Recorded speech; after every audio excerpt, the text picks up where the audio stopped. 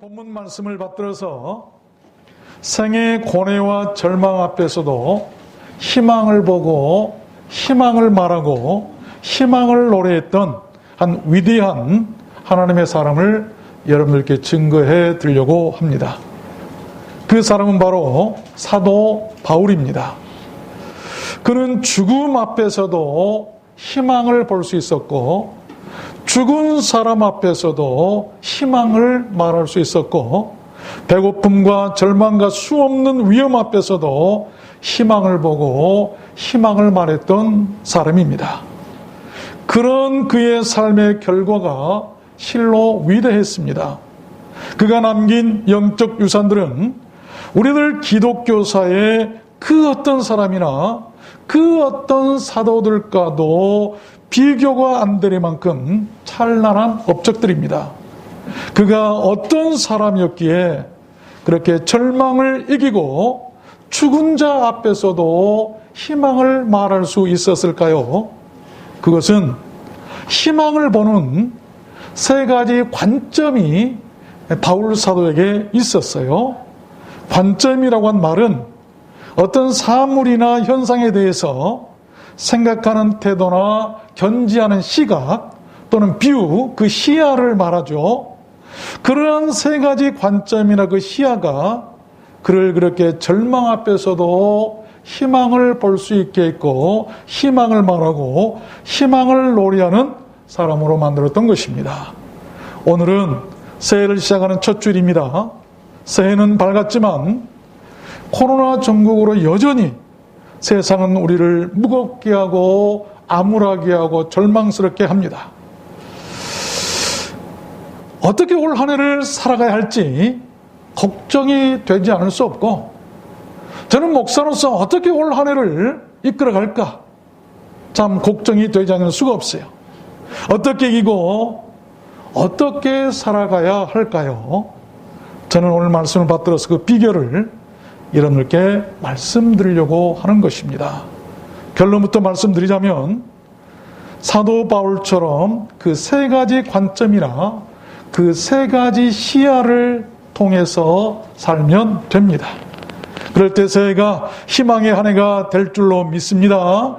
여러분 모두 그렇게 되시기를 주님의 이름으로 축원합니다. 그러면 희망을 보는 그 세 가지 우리 사람들의 관점이나 그 시야가 무엇일까요? 바울 사도에게 있었던 절망 앞에서도 희망을 말할 수 있었던 그 특별한 시야, 관점. 첫 번째는 생명을 보는 것이었습니다. 생명을 보는 것. 많은 사람들은 죽음을 보았지만 바울 사도는 생명을 보았어요. 본문 10절 말씀에 보면 떠들지 말라. 생명이 저에게 있다 하고 생명이 저에게 있다. 오늘 본문 말씀 배경이 이렇죠. 바울 사도가 3차 전도여행을 하던 중에 드로아라고 하는 곳에서 말씀 사경회를 했습니다. 짧은 기간 동안이었기에 내일 떠나니 오늘 밤 늦게까지 말씀을 전하고 싶었던지 늦게까지 그렇게 밤중까지 말씀을 전했던 것 같아요. 그런데 일어나지 말아야 할 사건이 그날 밤 그곳에서 일어나고 맙니다.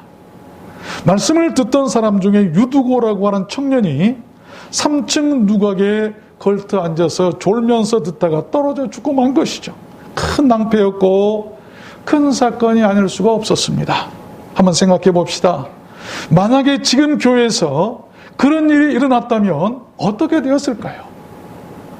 만약에 교회에서 예배드리다가 코로나 바이러스가 전염이 되고 교회가 난리가 났다고 한번 생각해 봅시다. 어떻게 우리가 대처해야 할까요? 그 청년의 죽음으로 인해서 그 현장에는 두 가지 반응이 나타납니다. 하나는 큰 걱정을 하면서 떠드는 소리인데 문제가 일어나면 소란을 피우면서 그 문제를 또 키워가는 그런 사람들이에요. 그러나 다른 한 사람 바울 사도는 그렇질 않았습니다. 10절 보니까 바울이 내려가서 그 위에 엎드려 그 몸을 안고 말하되 떠들지 말라. 생명이 저에게 있다. 떠들지 말라. 이 알람이란 말을 썼어요. 알람 시계처럼 시끄럽게 하거나 불안하게 만들지 말라라고 하는 거예요. 알람들, 영어 성경에 보니까 알람드란 말을 썼어요. 여러분, 알람 시계가 얼마나 시끄럽습니까? 막 불안하죠. 잠을 잘 수 없게 만드는 것이죠. 바울 사도는 죽은 청년에게서 그렇게 생명을 볼 수가 있었어요. 그것은 절망 가운데서도 희망을 보는 그런 시각이었고, 그 희망은 그 청년을 살렸고, 그리고 그날 밤 그 모임을 살렸습니다. 교회를 살린 것이죠. 그 일로 인해서 오히려 그동안의 의심이나 피로감이 눈 녹듯이 사라지고 큰 힘이 되었을 것입니다. 그 장소가 살아있는 믿음에 대한 산체험이 그 현장이 된 줄로 믿습니다. 우리는 무슨 일만 터지면 마치 기다렸다는 듯이 절망하고 부정하고 불신앙의 말로 알람시계처럼 떠들어대는 사람들이 있어요.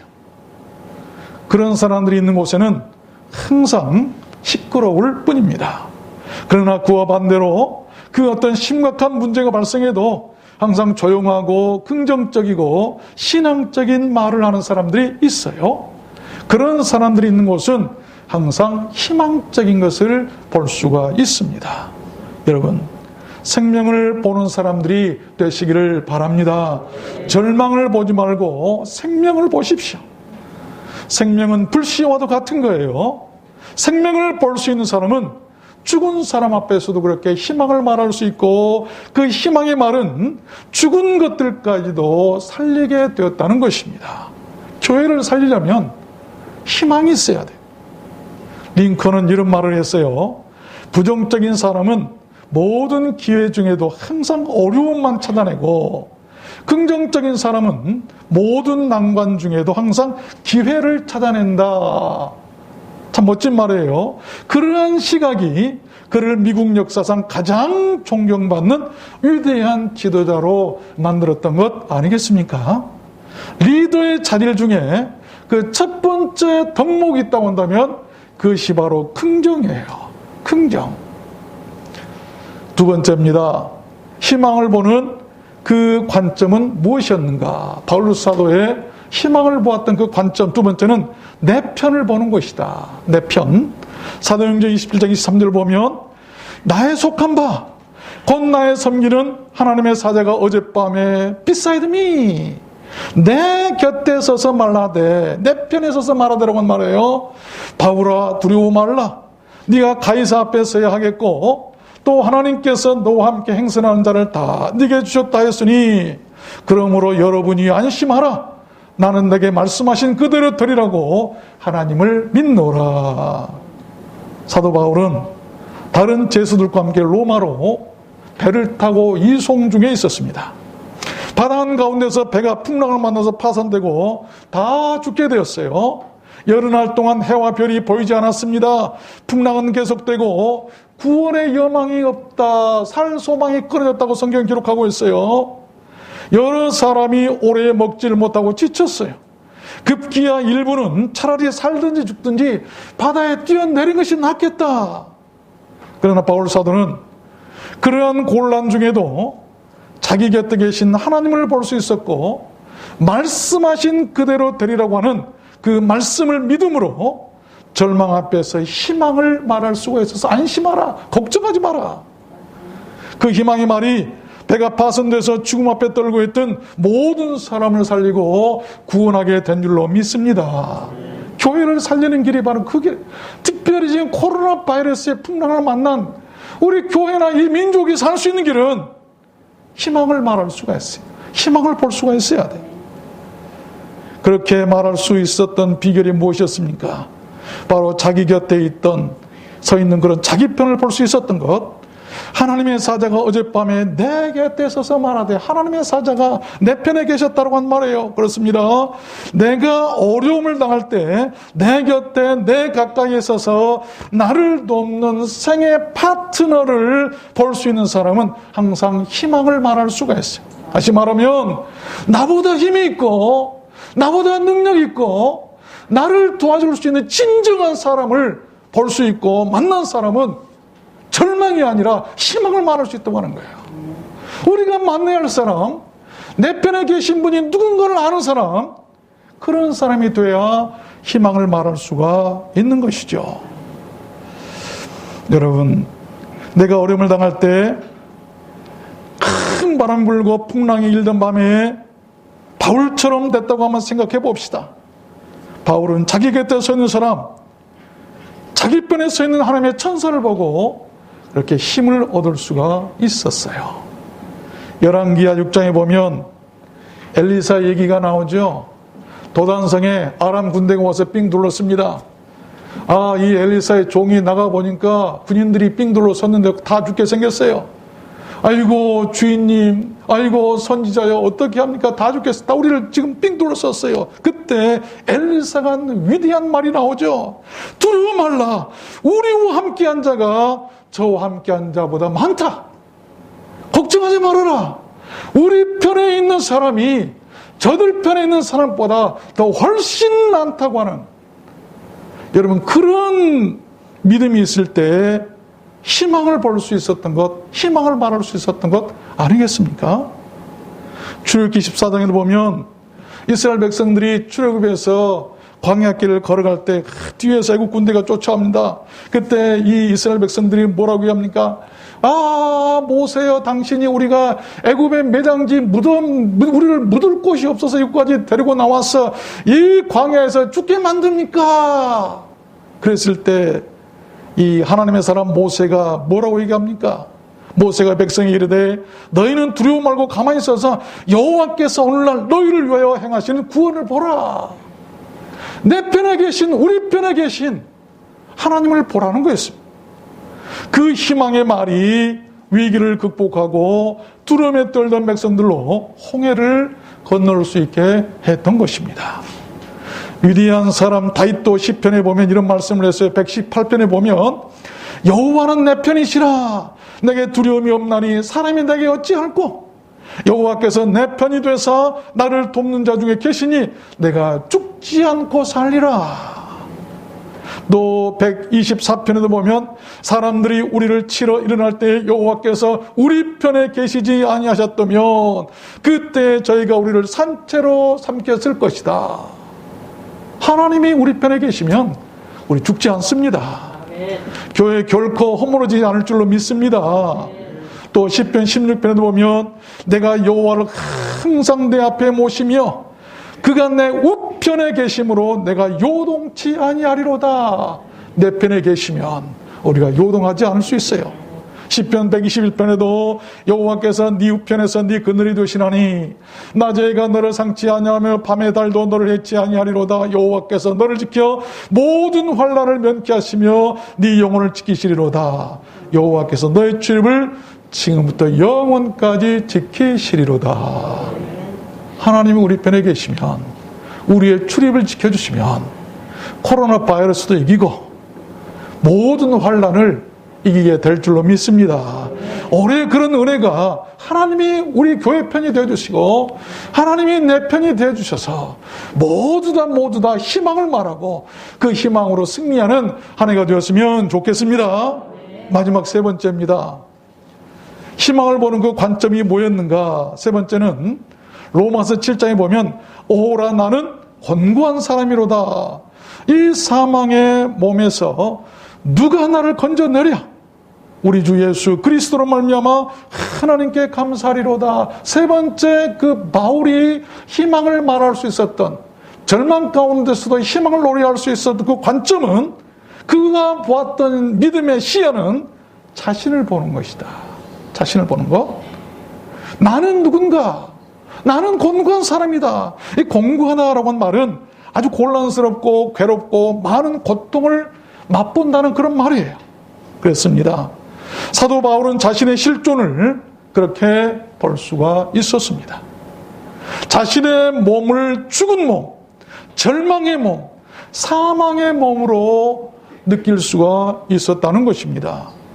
그러나 그것은 결코 패배자의 절망이나 탄식 같은 것이 아니었습니다. 자신의 실존을 볼 수 있었던 그 결과가 놀라웠어요. 그는 바로 이렇게 고백하죠. 우리 주 예수 그리스도로 말미암아 하나님께 감사하리로다. 내 실존을 알고 내 실존을 보게 되었을 때 하나님께 감사할 수 있었더라라고 하는 그런 말씀이에요. 인생의 대역전인극이죠. 그는 공고함 속에서 예수 그리스도를 찾을 수가 있었고 사망의 몸에서 예수 그리스도를 만날 수가 있었고 급기야 그렇게 하나님께 감사할 수가 있었던 것입니다. 그것은 희망의 외침이었고 영원히 멈추지 않을 영원한 구원의 노래가 아닐 수 없었습니다. 여러분, 올해는 다른 사람의 그 흠을 보려고 하지 말고 내 자신의 흠을 좀 먼저 보았으면 좋겠어요. 그것이 하나님의 사람들의 능력이고 믿음인 것입니다. 그 능력과 믿음이 절망 앞에서도 희망을 말할 수 있게 할 줄로 믿습니다. 제발 부탁드립니다. 저 자신부터 그러려고 그래요. 남의 흠 보려고 하지 마세요. 그러면 남의 흠 보는 사람 희망 말하는 것이 아니고 그런 사람 입에서는 항상 불평이고 항상 원망이고 그래요. 그런데 내 자신의 흠을 먼저 보니까 그 가운데서 하나님께 감사가 나오더라라고 하는 말씀이에요. 나 자신의 실존을 볼 수 있었던 그런 희망에 바로 사람들이 우리가 되었으면 좋겠습니다. 희망은 많은 사람을 구원하고 교회도 살리게 할 줄로 믿습니다. 올 한 해 우리들 들어오는 송교회 안에 그러한 희망의 역사들이 많이 일어났으면 좋겠습니다. 희망의 사람들이 되시길 바랍니다. 희망을 말하는 사람. 말씀을 맺겠습니다. 오래전 미국에 큰 불황이 왔을 때 백악관에서 큰 회의를 열었는데 이 당시 1,500여 명의 전국에서 모인 기업 최고 경영자들에게 허먼 칸이라고 하는 박사가 이런 연설을 했다고 그래요. 여러분, 우리 앞에 놓인 이 어렵고 고통스러운 시기를 잘 극복하기만 한다면 영광의 시대가 다시 도래할 것입니다. 우리가 직면하고 있는 가장 큰 문제는 종교적이고 신앙적인 것, 즉 인생의 목적과 의미에 관한 문제입니다. 우리는 왜 삽니까? 또 우리는 무엇을 위해 존재합니까? 우리의 선조들인 청교도들은 하나님과 동행했습니다. 이 세상에서의 삶의 의미를 분명히 알고 있었죠. 그러나 우리는 지금 그것을 잊고 있습니다. 그것이 문제입니다. 이제 우리는 우리 자신들을 돌아보고 우리들의 선조들처럼 하나님께로 돌아가야 합니다. 왜냐하면 희망은 오직 그분에게만 있기 때문입니다. 그 연설로 인해서 그 불황에 빠졌던 이 미국 사람들이 다시 신선한 충격을 받아서 신앙을 회복하기 시작했어요. 그리고 그 신앙이 회복되니까 다시 그 불황이 회복되었더라라고 하는 그런 말씀. 먼저 우리가 해야 할 것이 무엇인가? 지금 우리 시대에 우리에게 필요한 메시지가 아닌가 생각합니다. 우리가 코로나를 보면서 코로나를 두려워할 것이 아니라 하나님을 두려워해야 돼. 우리의 신앙이 회복되었으면 좋겠습니다. 먼저 우리의 신앙들을 돌아봐야 돼요. 그런데 돌아보지 않고 계속 버티고 계속 고집부리니까 코로나 바이러스가 끝나지 않고 이제는 더 무서운 더 변종의 코로나 바이러스가 더 급속하게 퍼지고 있어요. 인류가 다른 거 안에 살 길은 잃어버린 신앙을 다시 찾고 하나님께로 돌아오는 것입니다. 하나님이 아마 그걸 기다리고 계신 것 같아요. 컴퓨터를 사용하다 보면 참 편리한 기능들이 많죠. 그 가운데 리셋 기능이 있죠. 키를 치면 지난 잘못된 필요 없는 프로그램이 싹 지워지고 새로운 프로그램이 쫙 깔리게 되죠. 참 컴퓨터가 참 편리하고 좋아요. 저는 그 기능을 사용할 때마다 내 인생도 좀 그랬으면 얼마나 좋을까. 지난날 안 좋았던 모든 기억은 싹 사라지고 내 인생의 새로운 비전이나 꿈과 내 앞날들이 확 펼쳐진다고 한다면 얼마나 좋을까. 그런 생각을 한번 해봐요. 요즘 나라가 어려웠습니다. 지난해는 코로나 바이러스로 유난히 어려웠잖아요. 사람들은 좌절하고 절망했어요. 할 수만 있으면 그 리셋 프로그램으로 코로나 바이러스 그 기억들이 싹 지워져 버리고 올해는 새로운 새 판이 짜여지게 되었으면 참 좋겠습니다. 무엇이 잘못된 우리들 인생의 그 프로그램들을 그렇게 리셋시켜 줄 것이라고 여러분 생각하십니까? 그것이 바로 희망을 바라볼 수 있는 그 시각이라는 것이죠. 우리 모두 희망을 보고 희망을 말하는 사람들이 되었으면 좋겠습니다. 그런 사람들이 지도자고 그런 사람들이 크리스천들이고, 여러분, 그런 사람들이 바로 리더들인 것 아니겠습니까? 여러분이 만약 리더들이 되고 싶다면 희망을 말하는 사람들이 되십시오. 교회에서 일꾼들이 되고 싶으십니까? 희망을 말하는 사람이 되십시오. 괜찮습니다. 안심하십시오. 두려워하지 마십시오. 하나님께서 내 편에 계십니다. 하나님께서 우리 편에 계십니다. 하나님께서 도우실 것입니다. 그런 말을 해야만이, 그런 사람이 리더가 될 수 있어야만이 교회가 희망을 갖고 성장해 나간다는 것 아니겠습니까? 희망은 모든 것을 다시 시작하게 합니다. 여러분이 희망을 말할 수 있다면 많은 사람들의 생애 모니터들을 위해 드려져 있는 그 절망의 프로그램을 싹 리셋시키고 희망의 프로그램들이 다시 깔리게 하게 될 것입니다. 우리는 사람들이 그 희망의 프로그램들에게 접속해서 살도록 해주는 그 사명이 있어요. 그것이 바로 기독교고, 그것이 교회고, 그것이 바로 우리 믿는 자들 아니겠습니까? 여러분, 우리는 지금 말의 전파 속도가 광속에 비유되는 그런 시대를 살고 있죠. SNS 활성화로 발 없는 말이 일순간에 전 세계로 퍼져나가는 그런 시대에 살고 있습니다. 그와 반면에 이 말의 타락의 정도가 심각해서 욕이 없이는 대화를 못하는 청소년들, 또 막말과 악플이라든지 아니면 말고식의 무책임한 그런 유언비어나 헛소문들 여과 없이 얼마나 많이 돌아다니고 있습니까? 실로 무엇보다 말이 무서운 세상이 되어버렸어요. 그런 시대에 살고 있는 우리들 입에서 나오는 말은 여러분 과연 어떤 말이 되어야 할까요? 원망이나 질타보다는 희망을 말하는 그런 말이 돼야 돼요. 모두가 절망을 말할 때 교회는 희망을 말해야 합니다. 모두가 포기를 말할 때 교회는 희망을 노래해야 합니다. 그런 교회가 생명을 살리고 세상을 살리고 나라를 살리고 영혼을 살리고 사람을 살리게 될 줄로 믿습니다. 올 한 해 우리들 모두가 교회 안에서 그런 희망의 말씨, 그 말로 불씨가 되어서 그 불씨가 교회를 그냥 성령의 불로 활활 타오르게 했으면 좋겠어요. 그 희망의 불씨가 타오르면 사랑의 불씨가 막 타오르게 될 것입니다. 여러분, 내 말 때문에 교회가 불에 타버릴 수도 있어요. 그러나 내 말 때문에 주변이 더 아름답고 교회가 살아나고 또 행복해지게 될 수도 있는 것을 아시고 교회를 살리고 행복하게 하는 그런 희망의 말을 하는 여러분 되시길 바랍니다. 다 잘 될 것이라고 말했으면 좋겠어요. 또 당신이 있어서 희망이고 당신이 있어서 우리 교회가 행복하다고 말했으면 좋겠어요. 우리 옆 사람 보고 크게 말하면 침 튀니까 조용하게 속삭여 볼까요? 따라서 해봅니다. 우리는 다 잘 될 것입니다. 당신이 우리 교회의 희망입니다. 당신이 우리 교회에 있어서 행복합니다. 우리들 두란노 손길은 4가지 신앙의 지표가 있죠. 건강한 교회, 낮은 자들이 모인 교회, 주님이 다스리는 교회, 천국 가는 교회. 우리 모두 올 한 해 절망 앞에서 생명을 보고 내 편을 보고 내 자신을 보는 그 희망을 보는 시야가 꼭 열리게 되었으면 좋겠습니다. 그 희망의 관점이나 시야가 우리 모두를 행복하게 하고 생명의 바람이 교회 안에 불어오게 할 줄로 믿습니다. 새해는요, 위드 코로나, 코로나란 말, 이제는 코로나 같이 살아야 된다, 위드 코로나라는 말이 있는데, 저는 거기에다가 위드 크라이스트, 이제는 코로나랑 같이 사는 것이 아니라 그리스도와 같이 살 수 있는 한 해가 되었으면 좋겠어요.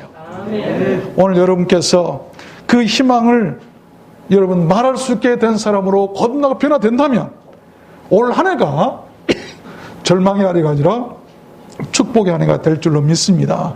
올 한 해 여러분 모든 입에서 나오는 그 희망의 말로 항상 올 한 해 여러분 행복하시고 계획하고 바라는 모든 소원이나 일들이 여러분 입에서 나오는 그 희망의 말로 형통하게 되시기를 주님의 이름으로 축원합니다. 축원합니다. 우리 찬양하도록 할까요? 오늘 말씀을 생각하시면서 실로암 찬양하도록 하겠습니다.